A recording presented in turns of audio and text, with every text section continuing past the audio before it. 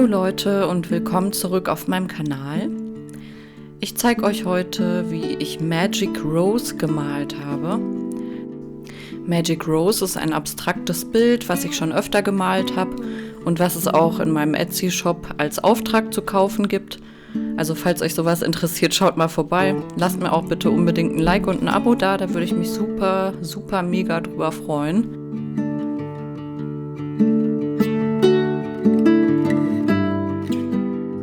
Das Bild, was sich da jetzt drunter befindet, ist so ein Experiment von mir gewesen. Ich wollte mal einfach Formen malen und da habe ich mich so ein bisschen ausgetobt. Aber irgendwie hat mich das Endergebnis jetzt auch nicht so mega geflasht. Deswegen habe ich mich auch bei dem Bild, genauso wie bei dem letzten, was ich hochgeladen hatte, entschieden, es zu übermalen. Für mich ist es dann einfach wie ein Neuanfang und ich kann dann mit dem Projekt abschließen. Ich mache das natürlich auch nicht immer und möchte es eigentlich auch nicht so gerne machen, aber manchmal ist einfach dieses Gefühl da über einen längeren Zeitraum, dass ich da dran was verändern möchte oder dass mir das irgendwie doch nicht so gefällt, wie ich dachte. Dann nehme ich mir einfach die Freiheit, dass ich das nochmal neu male oder einfach was ganz anderes draus mache. Und das Magic Rose ist eben auch ein Bild, was sehr gut in die Weihnachtszeit passt.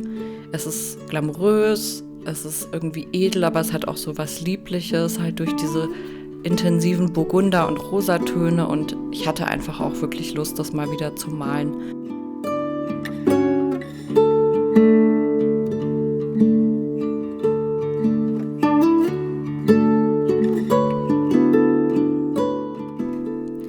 Diese Bilder sind auch immer welche, die nach und nach entstehen, wo ich meistens erst die dunklen Töne male und dann heller werde. Aber meistens gehe ich sowieso noch mal drüber. Deswegen gibt es da jetzt auch, wie bei den meisten Bildern, die ich male, kein Geheimrezept, wie man vorgehen muss. Also ich bin da einfach sehr intuitiv. Ich male nach Gefühl und wenn mich eine Stelle stört, dann übermale ich die eben wieder.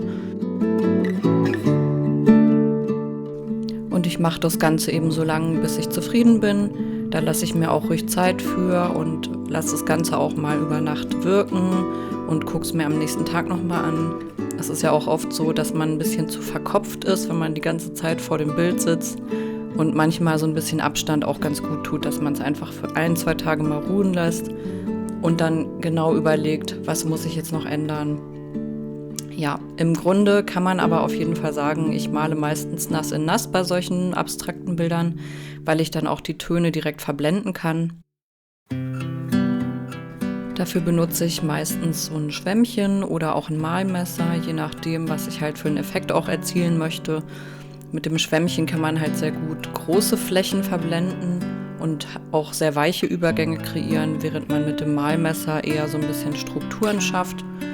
Da kann man einfach mal ein bisschen herumexperimentieren, was einem da mehr liegt. Also ich liebe einfach beides. Es macht auch mega Spaß, da einfach nochmal so schön reinzugehen mit dem Schwämmchen und das alles so zu verwischen. Ja, ist auf jeden Fall super satisfying.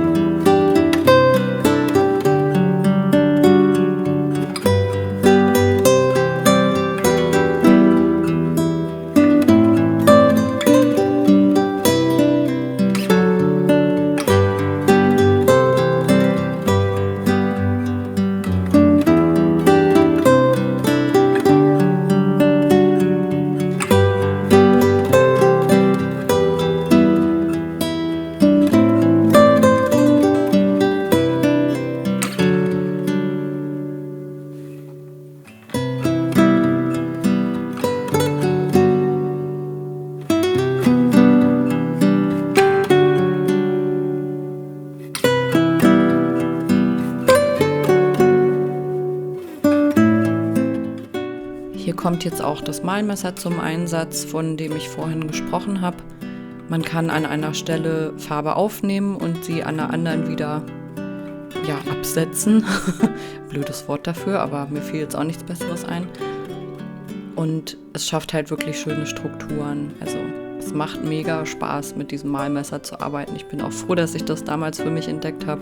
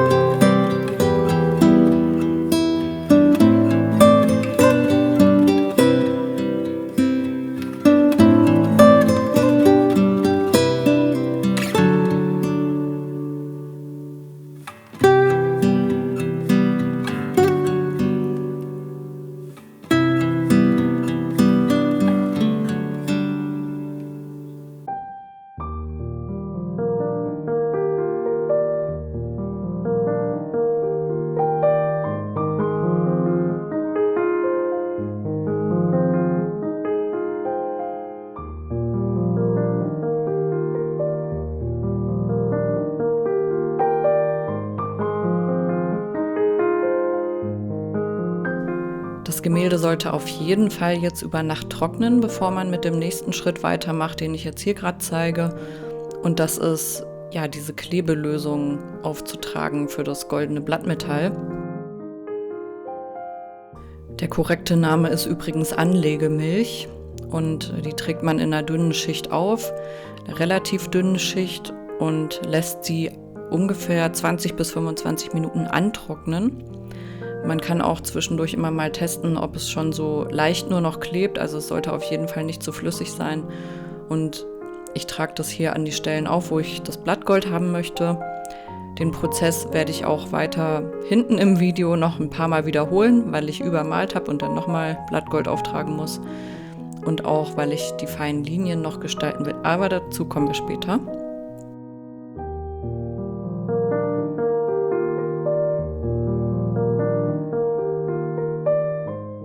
Und weil ich später auch so ähnliche Effekte haben möchte wie beim restlichen Bild, also so leichte Strukturen, weiche Übergänge, kann ich hier auch nochmal mit so einem Malmesser reingehen und die Anlegemilch verteilen, weil man dadurch auch, ja, so dieses Fluffige so ein bisschen bekommt. Weil ihr seht es ja auch gleich, die Blätter vom Blattmetall sind nämlich quadratisch und ich möchte natürlich keine quadratischen Formen später auf der Leinwand haben, sondern es soll ja alles ineinander fließen.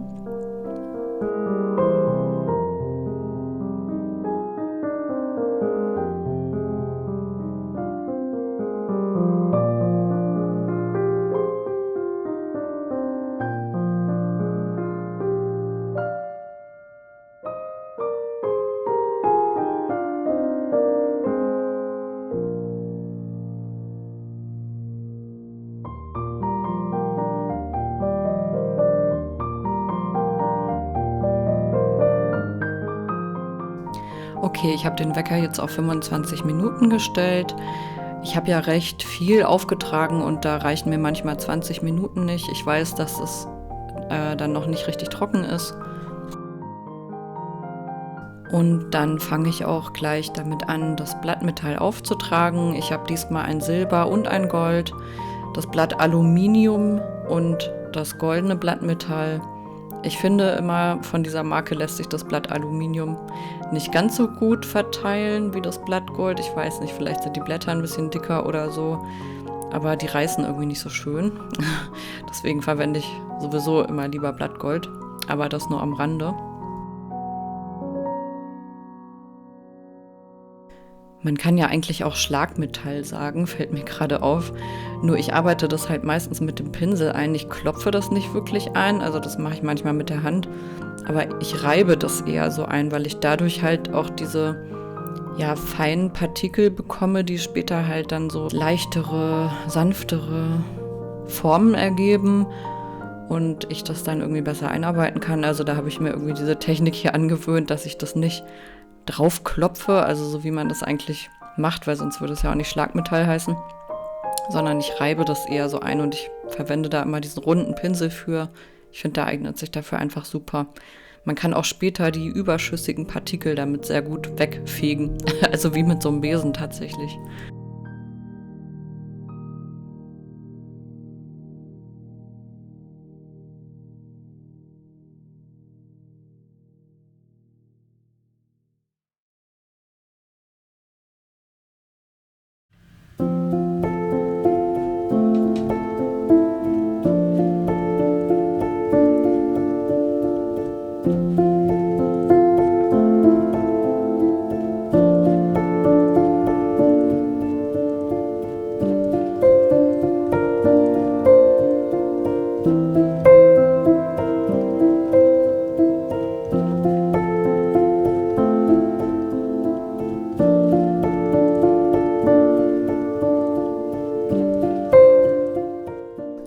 Ich gehe auch am Ende immer noch mal mit dem Staubsauger drüber, weil diese feinen Partikel einfach überall sonst rumfliegen.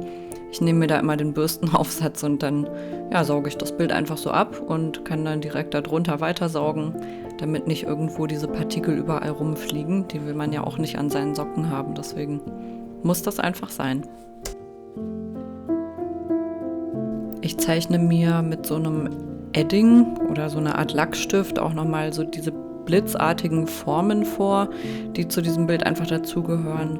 Und da kommt später dann auch noch Blattgold bzw. Blattsilber drauf. Also bei dem Bild werde ich auch öfter nochmal drüber gehen müssen. Das seht ihr dann ja auch später, weil ich möchte einfach immer, dass es wirklich perfekt ist und dass das Bild so vielschichtig wie möglich aussieht. Und ja, hier habe ich den feinen Pinsel und da werde ich jetzt diese Linien nochmal nachziehen mit der Anlegemilch und dann kommt da auch nochmal das Blattgold bzw. Blattsilber drauf.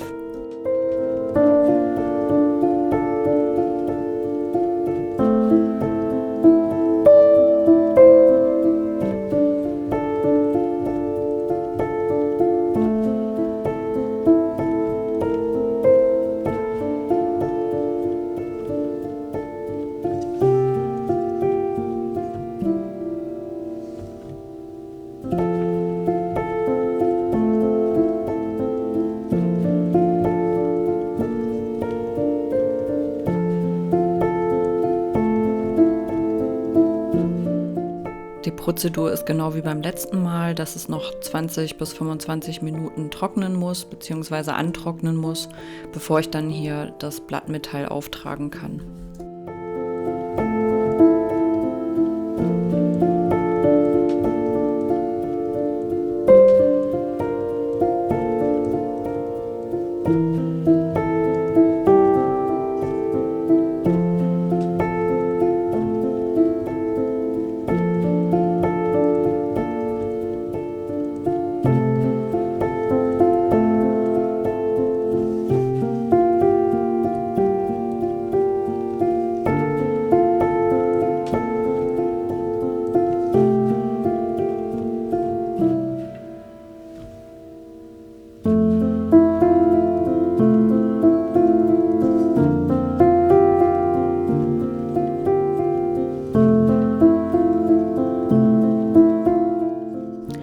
Die Vorlage für dieses Bild ist ja mein eigenes Bild und deswegen male ich hier auch noch ein paar Mal über, weil ich es halt wirklich möglichst ähnlich haben möchte, wie ich das schon mal gemalt habe und deswegen muss ich da einfach noch ein paar Mal drüber pinseln an Stellen, die mir irgendwie zu dick erscheinen oder so, dass da ein bisschen mehr Feinheit und Leichtigkeit reinkommt.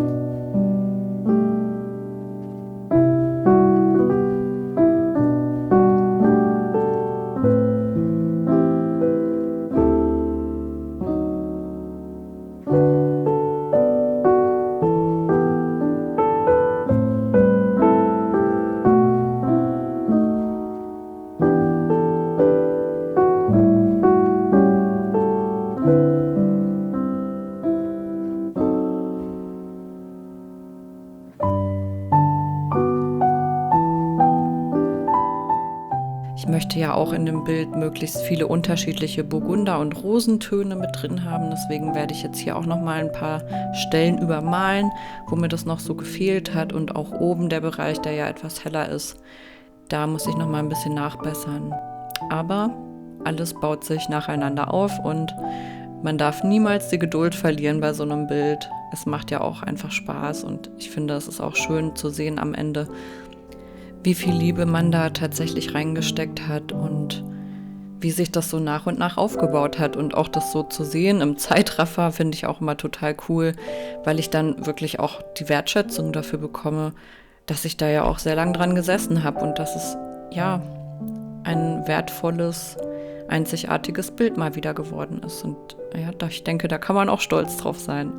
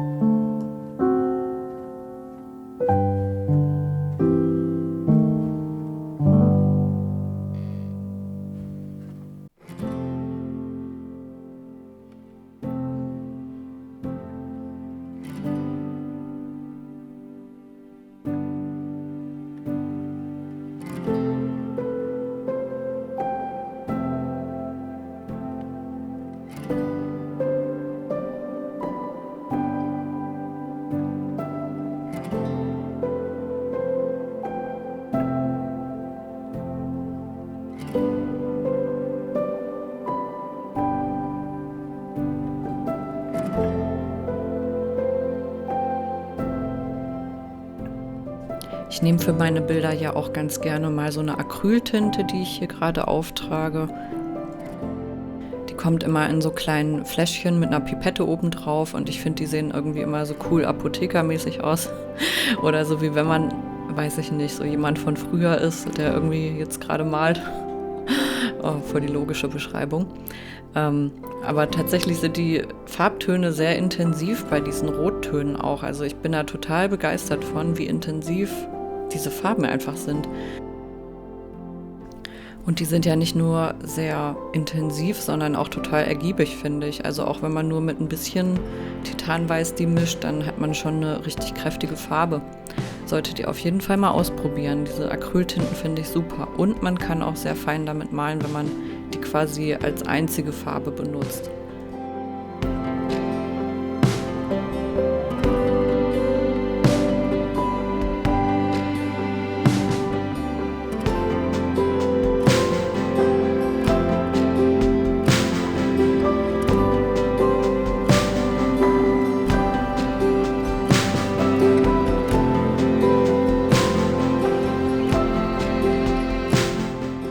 Da ich ja jetzt auch wieder recht viel übermalt habe, muss ich leider diese blitzartigen Formen auch nochmal wieder nachbearbeiten. Das heißt, ich trage hier nochmal die Anlegemilch auf und widme mich dann wieder dem Schlagmetall. Das ist jetzt, glaube ich, das 3. Mal, dass ich das mache bei diesem Bild.